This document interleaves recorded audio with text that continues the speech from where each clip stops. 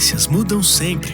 E uma empresa tem duas opções: esperar a mudança ou liderar o caminho.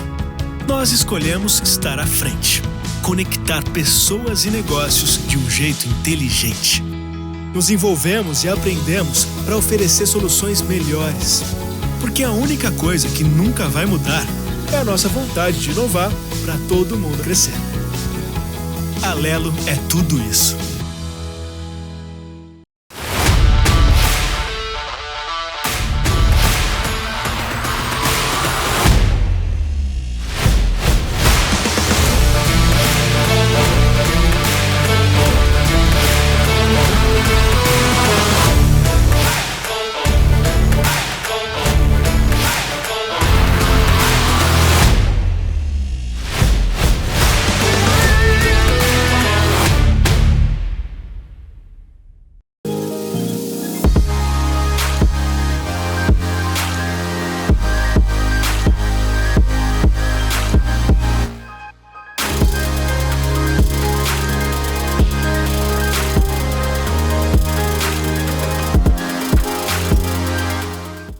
Olá a todos, eu sou o Léo Henri, sou da Brasel, São Paulo, sou do restaurante La Casserole. Nós vamos ter uma conversa excelente hoje com pessoas que entendem muito do nosso assunto e faremos essa conversa toda em inglês porque temos convidados internacionais aqui com a gente. Então, vou passar já para o inglês, a gente vai ter tudo legendado para vocês poderem acompanhar. So, hello everyone, starting again. I am Léo Henri from Brasel, São Paulo. I'll be your host today, and I'm very pleased to announce two stars that are here with us today. Miguel Lamberti, which is the Executive Vice President of Rational South America. Hello, Miguel. Hello to everyone. Hello, Claudio. And also Cláudio Pastor, which is the Managing Director of Rational Brazil. Hello, everybody. It's always a pleasure to be together with Abrazel. It's amazing events and opportunities to develop our food service in Brazil. So Miguel and Cláudio will share some thoughts with us, and after that we'll have a short discussion. So let's get started. We know that when we talk about the food service industry, the kitchen is the key to the business success. And in terms of kitchen planning, some topics should be and have to be prioritized, such as its physical assembly. And when we talk about that, it's about the areas that make up a kitchen and equipment, the preventive maintenance of that equipment, and last but not least, their energy efficiency. In addition, it is important to think about the operation, kitchen operation, preparation flow, food handling, and necessary controls for monitoring the operation. Planning is the most important thing to have an efficient kitchen. So, let's hear from them. Let's talk about some possibilities and some trends. Miguel, you have the microphone. I think the food service business, as you mentioned, it's going around the kitchen. That's usually when the magic happens. In Latin America or in South America, the food service business has been more an empiric industry than a formal or let's say more developed like we can find in the US or in Europe, for example. And sometimes we take for granted some topics like you mentioned, for example, the planners, the consumption, the number of tables that we want to attend, the dishes, the menu analysis, menu costing. I mean, there's a lot of things that before we jump into the pool of the food service or the restaurant business, we need to take into account. And that's a very good start point before we try to be an entrepreneur in this type of industry. It's not easy, quite honest, because we have not been taught to do this. Again, we are very empiric, and if I have an amazing recipe of an amazing cake, because my grandmother used to do that, I start at my home, then I move a little bit of, I buy some equipments, but then I, put a restaurant and it God helps, well, I'm a success. So, and you can find that pretty often in every market. So we from Rational, again, with the kitchen planners, are trying to educate a little bit more about, okay, how do we can start a business in the food service, taking into account all these analyses that you just mentioned. So that's one of the biggest challenges that we have for sure in South America.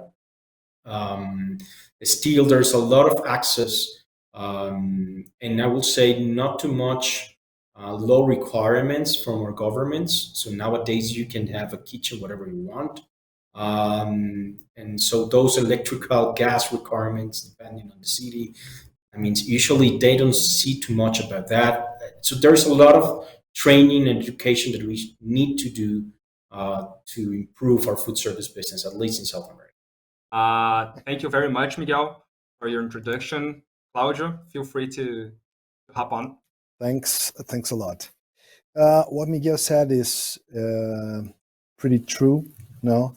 And what we see today is that we have too much technology or too much appliances getting to our markets. Well, you see, technology is there, so we're gonna be efficient. I mean, I consider, as you said, Leo, planning is very important. Okay. Combined with planning, you have processes. This is what Miguel said. Sometimes we used to mix process with tradition. I know that traditional way of cooking is a certain way of process, but everybody knows that it's not the most efficient one. And even on traditional cooking, you do have planning, but is this planning correct for a certain amount of dishes, of meals we have to prepare? And then the third pillar is technology, which the rule of technology is to support a better process with the easier planning. And we from Rational, that's why we're too much focusing to professional kitchen. Every tool that we design, every technology that we invent or perform is really focused on work on those three pillars in order to achieve efficiency, combined with quality, combined with the standard, and most important of all, combined with the delight of eating and cooking. This is how Rational really intends to get into the market where we had subsidiaries or partners as we have today. Thank you very much, Claudio. So it's very interesting what you have brought up. I do have some questions that I would like to ask you. Miguel, you said that in Latin America, the food service is more an empiric industry, that we take some topics for granted. How do you see a way to address this, and maybe to educate and to provide some guidance for entrepreneurs before they even start? Okay. I mean, nowadays, Claudia mentioned something that it's really important and help you understand a little bit on how do we address this topic. Nowadays, we are able to generate awareness through social platforms. Okay. In addition to that, we have the culinary schools, okay, that also provide awareness in this type of industry. But with the social platforms that we have, we are able to educate.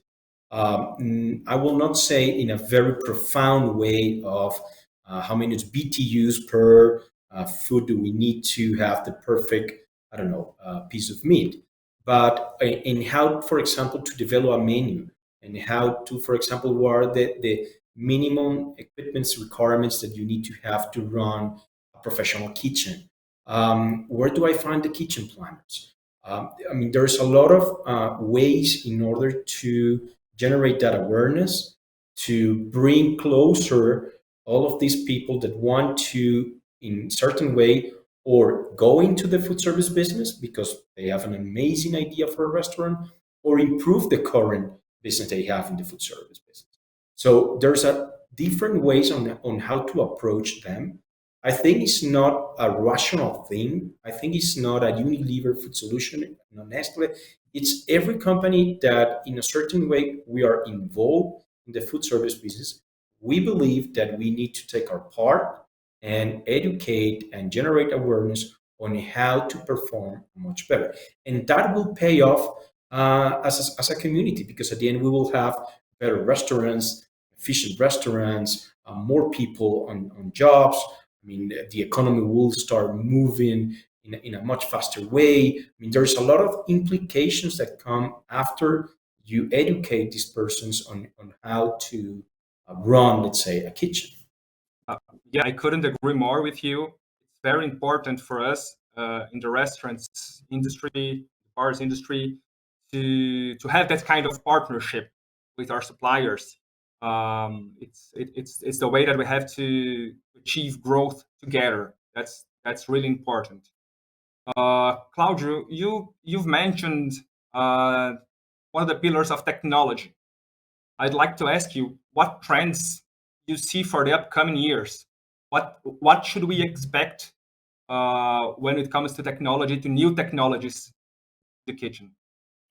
My belief is that the technologies really need to go out of the pot into the floor of the kitchen. It means it has to be user friendly, most important of all, because as Miguel said, I mean, training, supporting the usage of technology is one of the challenges that not only us as a kitchen supplier, but also the cook, I mean, even the chef needs to deal with this need about the technology to being easy to operate.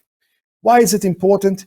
Otherwise, if it's not easy to operate, you will face some resistance to use on the cooks.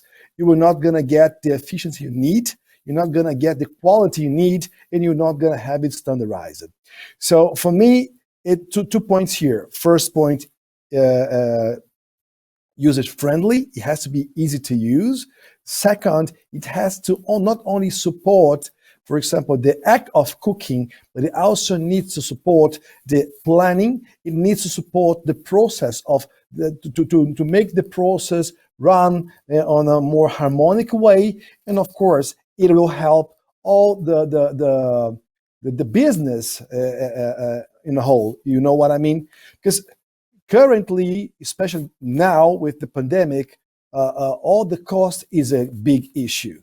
We really need to go efficient in every direction. You see, that's why technologies, they need to be more into the kitchen operation, into the kitchen business, not only on the cooking task. Let's put it this way. This is how I perceive, and this is how I see more or less what planners and consultants are looking for, at least with us. Thank you. That's really important. We know that efficiency is one of the key words for our industry right now. The costs, especially in Brazil, are increasing. The search for efficiency is also increasing.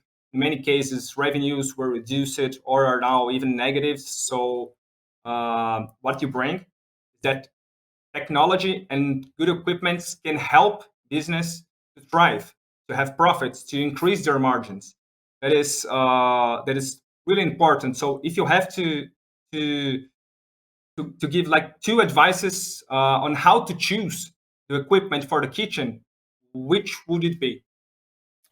It's a good question, and allow me to complete what you just said.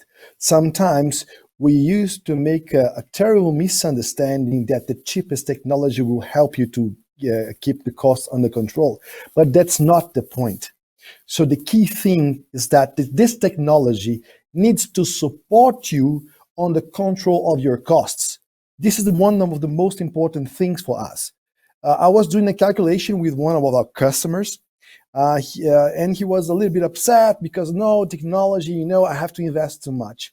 But when you look at, for example, the 2 or 3% savings that this customer got, you see, in only 1 day or 2 or 3 days, all the investment that he was complaining about is payoff. So this is one, for me, it's really key. It's about the usage of technology to bring this efficiency and to make also measurable. You see, not cheap, but accurate, not only efficient, but also easy to extract this efficiency. For me, these are the most important points that we could talk whenever we speak about trend or whenever we speak about technology. And if you do have a good planning and a good process, this technology will support you to extract the maximum out of it. One of the things that we also see from Rational is that sometimes when people bought our equipment and they're looking after efficiencies or consistency in terms of the production, a couple of months later, when we visit them again, we see that they use the product as a conventional oven. Let's put it that way. And they don't bring to the maximum the intelligence and the power that you have when you buy a piece of equipment like this, when you have a lot of technology. So one of my recommendations to the people that bought a technology, which again it's a high investment, okay, is to ask the supplier the support and the companion to really extract all the benefit that you have from that piece of.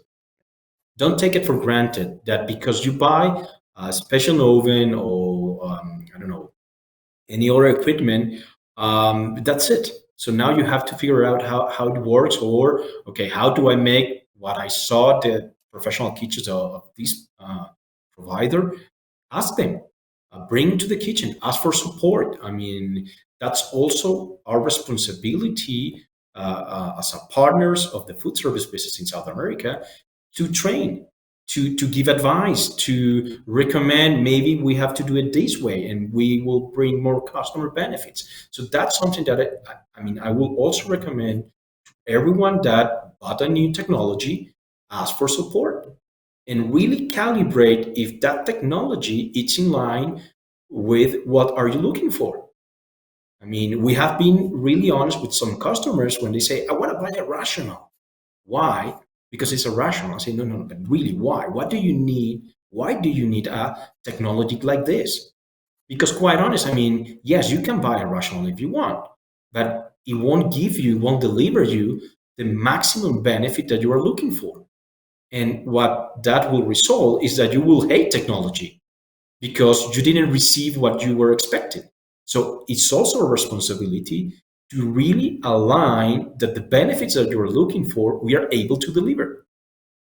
That will be also my recommendation to what to do. I mean, instead of if you're going to buy a technology in any type of equipment, it's not only combi steamers or whatever, in any type of technology for the food service business. And Leo, allow me to give a little bit more what Miguel said, which was precise, is that what we are really invest right now when we talk about food service, the food, you guys are the expert. We are not crazy to say, I want to teach you how to cook your food.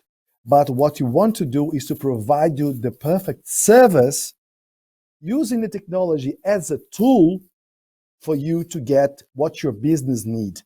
That's why the service in this point, not only serves as maintenance, but as application support, as Miguel said, training, multi-channel support.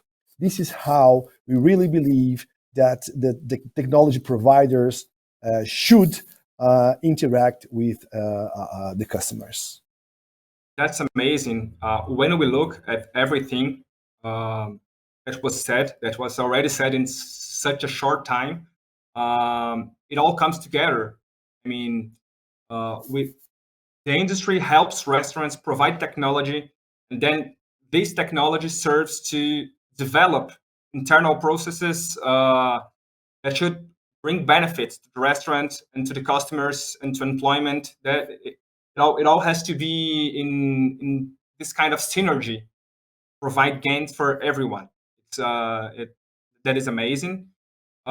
Changing a little bit the subject though, a few years ago, maybe 2 years ago, food service operations were focused mainly on restaurants, corporate catering, hotels, and franchises also. But there was a big change in this scenario due to the pandemic. And we now see these operations also starting to focus on central kitchens, dark kitchens, delivery, which is in many ways a different operation from traditional kitchens, from hotel kitchens. I would like to ask, in your opinion, what are the new bets and the new perspectives after the pandemic? Will this trend to the delivery and dark kitchens continue and intensify? What kind of business will be successful in the future? I think yes. I think dark kitchens and central kitchens are here to stay. Quite honest, I think the pandemic was a real eye opener because at the end, that's efficiency. That for some reason, when we didn't have the pandemic, well, we don't need it. Quite honest. So I mean, we were producing, we were using the kitchen maybe I don't know 4, 6, 8 hours a day, and the rest of that well was closed. But then came the pandemic and said, okay, now we have to use the kitchen because now we have to produce more in order to sustain. So I think that the dark kitchens, central kitchens will, I mean, are here to stay. My only concern is that we need to be aware that again, you need to use kitchen planners if you're wants to have a dark kitchen. It's not like okay, I will have that in my garage. I will buy a combi steamer. I will buy a red, and that's it. I got a dark kitchen. So watch out. Okay, you can lose a lot of money on that. So please be prepared if you want or think on do that. But I also think that the pandemic will pass, and I also think that we might not get back to what we believe was a normal, but we will get back. Okay, at the end, we're human beings. We want to be socialized. We love to go to restaurants. We love to travel. We love to go to hotels, etc. And I think those business will come back. It will be later on, but they will come. So the question is, if we learn about what happened, and if we're able to change or able to improve and innovate given what happened, if we believe that we will run a kitchen the same way we did it after or pre-pandemia, well, that won't be necessarily the best way. We need to learn because the consumer will be not necessarily more educated, but they will ask for a lot of things. Okay. But mostly, I think our kitchens are here to stay. But I will suggest and recommend that please be careful. I mean, ask for questions, bring kitchen planners to really develop that business, let's say profitable and sustainable way. Well, in my opinion, I believe the part of it will remain. What you just said, that was accelerated or exploded with the pandemic.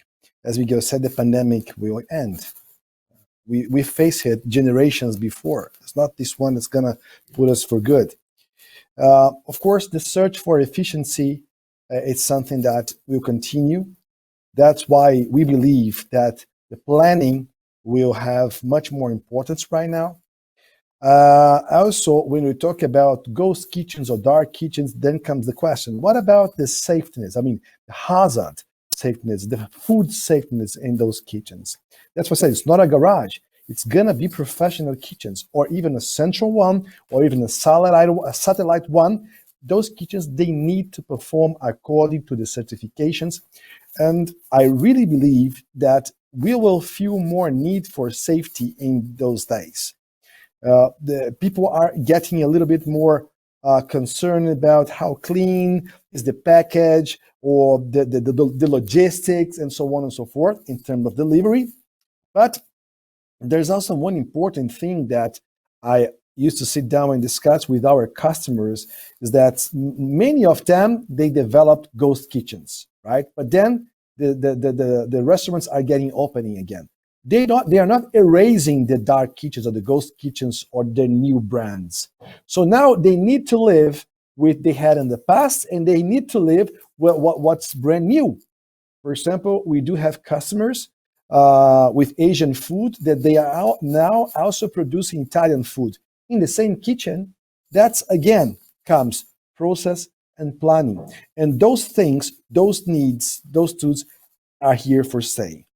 And there's an additional topic now that we as customers, we will try to go back to the comfort experiences, because this will give also the feeling of a compensation of the things that we all pass through the pandemic. So these are the trends that I believe that will stay and also will be emphasized from the future on.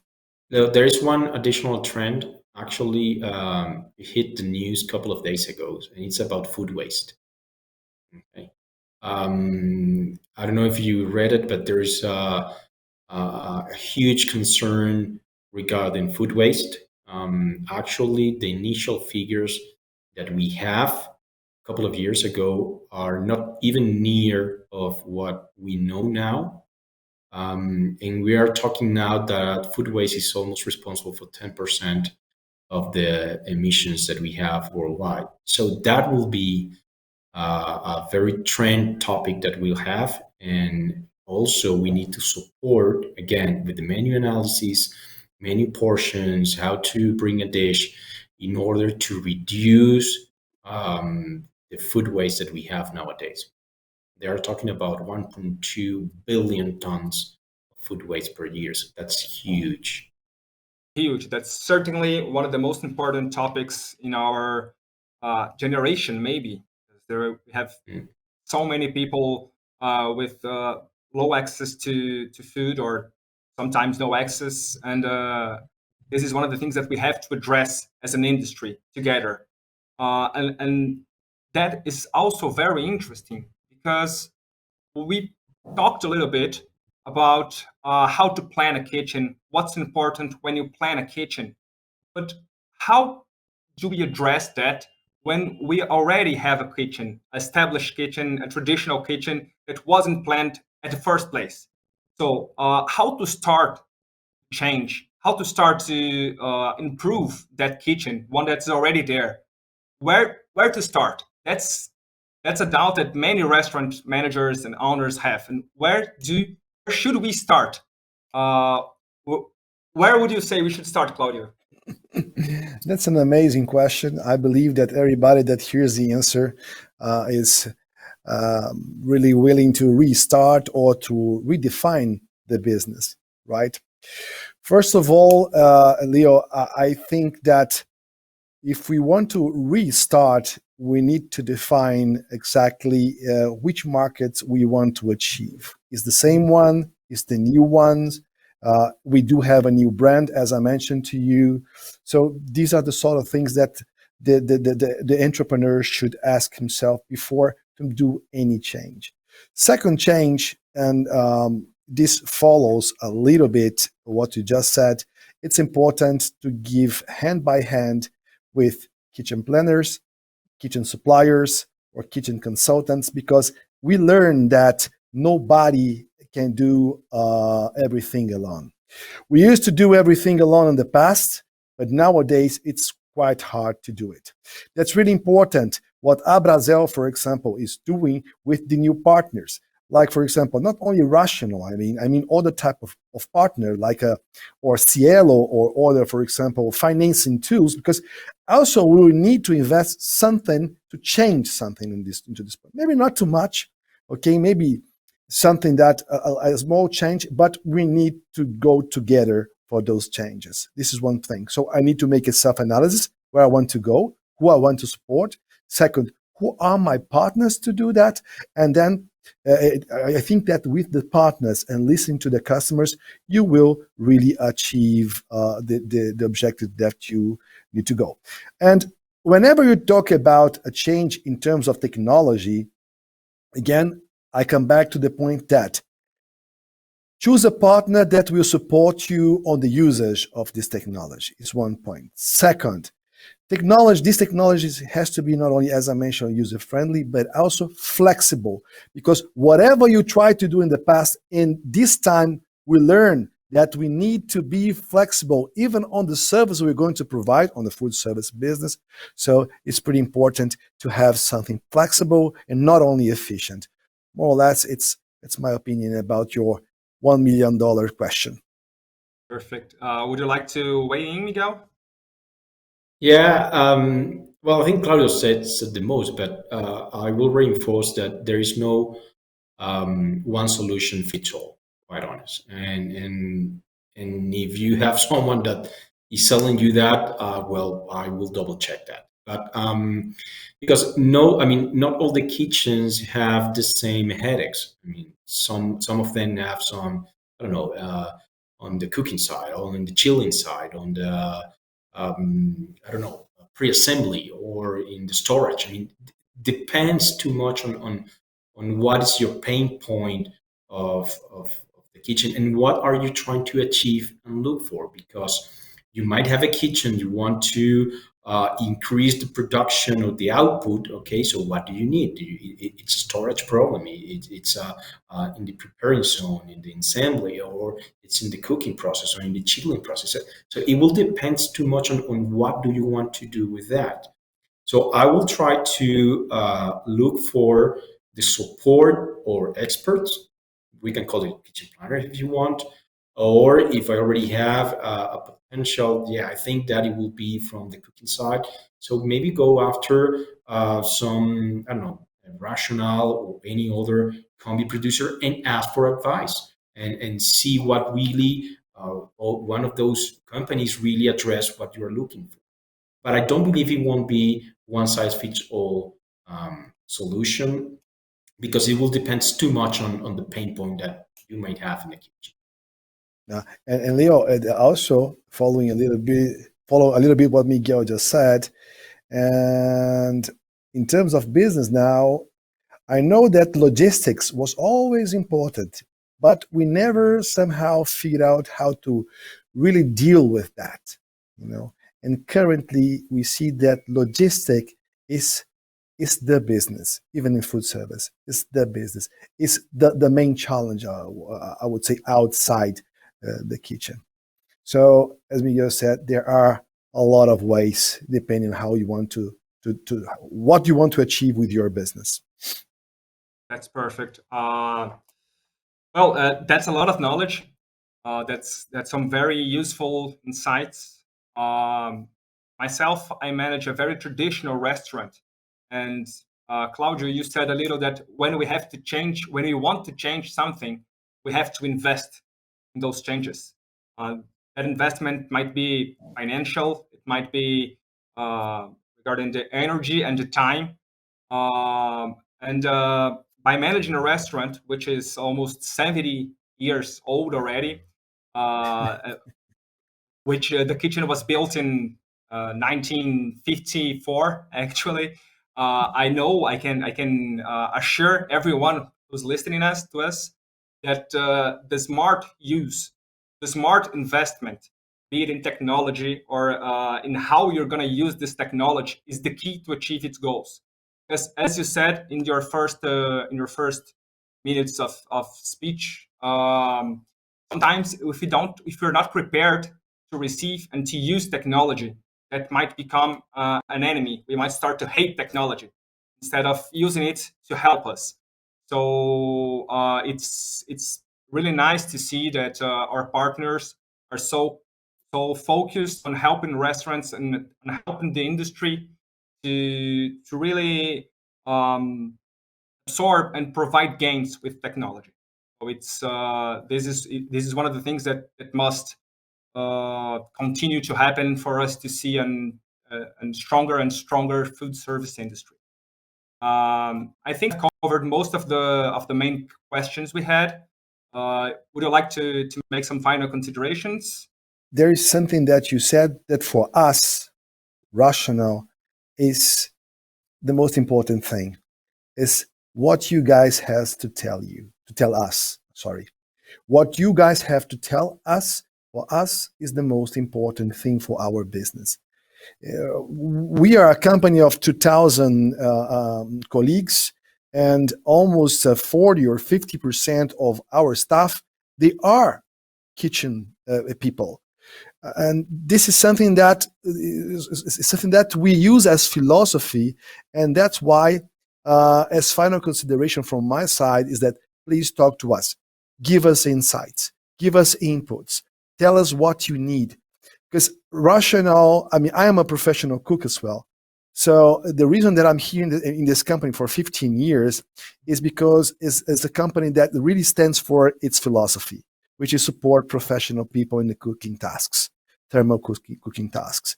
So for us, as we mentioned, the technology, our super oven or whatever you want to call it, or our iVario and things like that, they are tools. They are just tools. We try to make them the best we can, but we really need this interaction, the usage of our services, the communication, the open communication with us. That's why we do have a subsidiary in Colombia, where Miguel is located, or in Brazil, or offices in other places, because we want to talk to you. We are really here to support the business to develop and to get back to a level of development which it was before.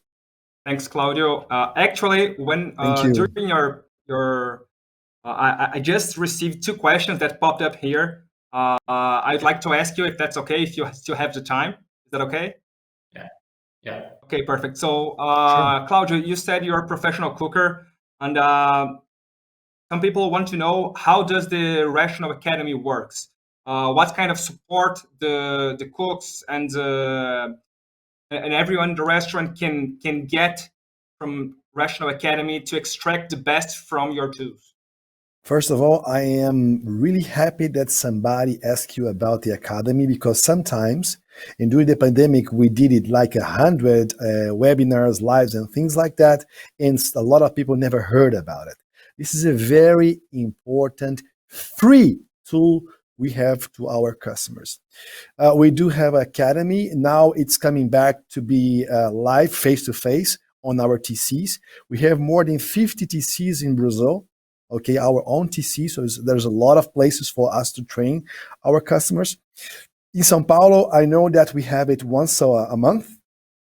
It is cost-free, cost nothing. The things that you need to be a rational customer, otherwise it doesn't make sense for you to come to Academy.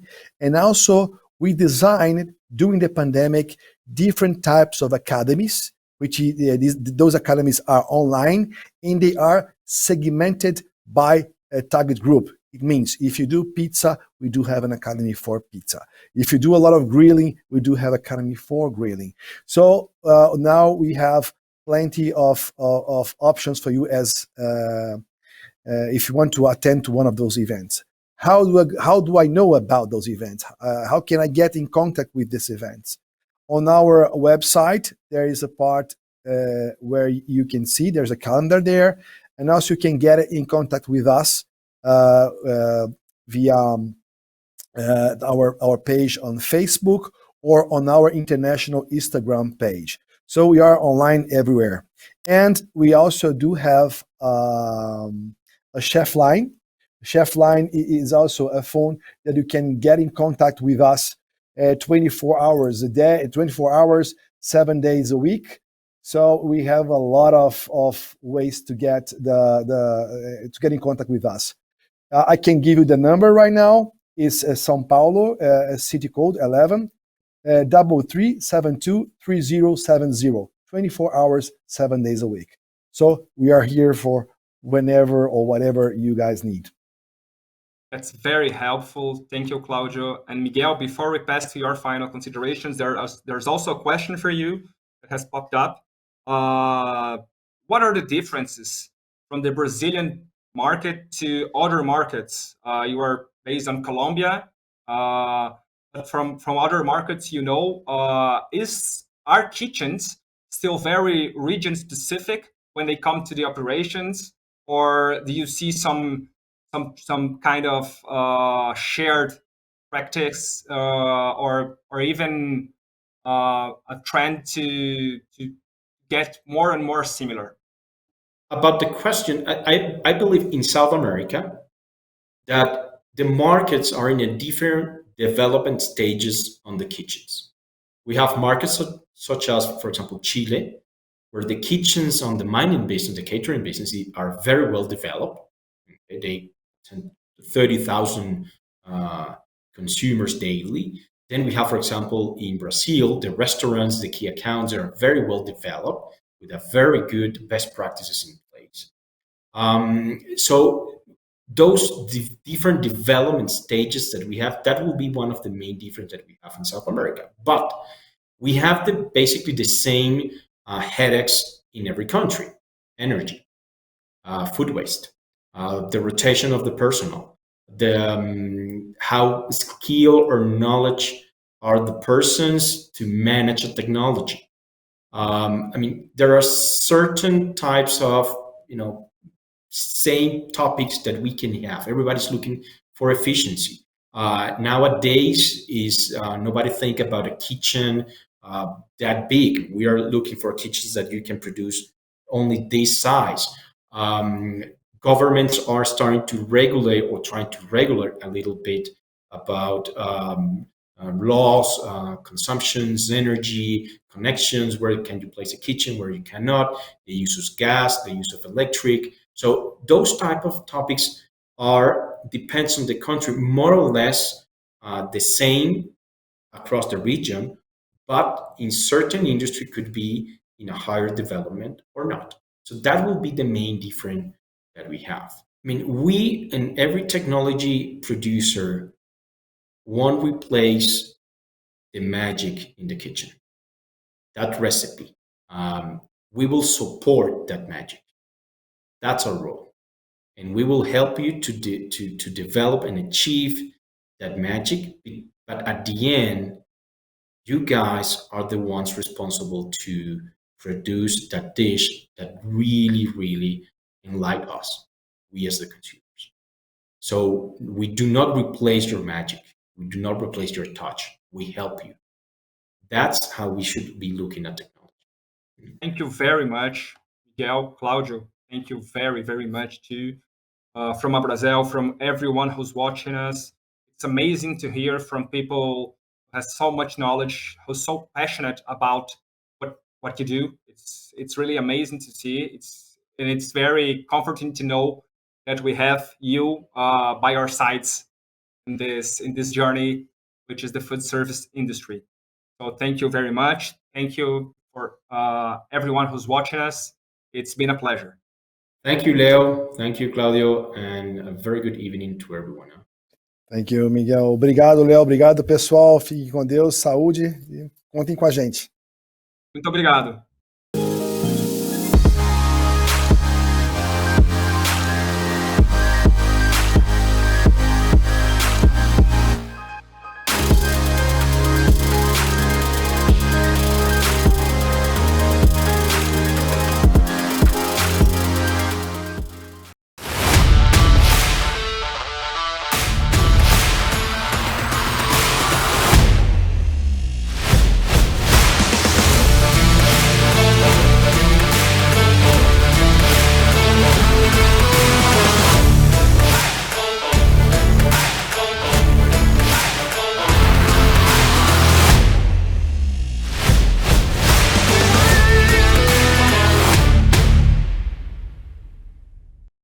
Tendências mudam sempre.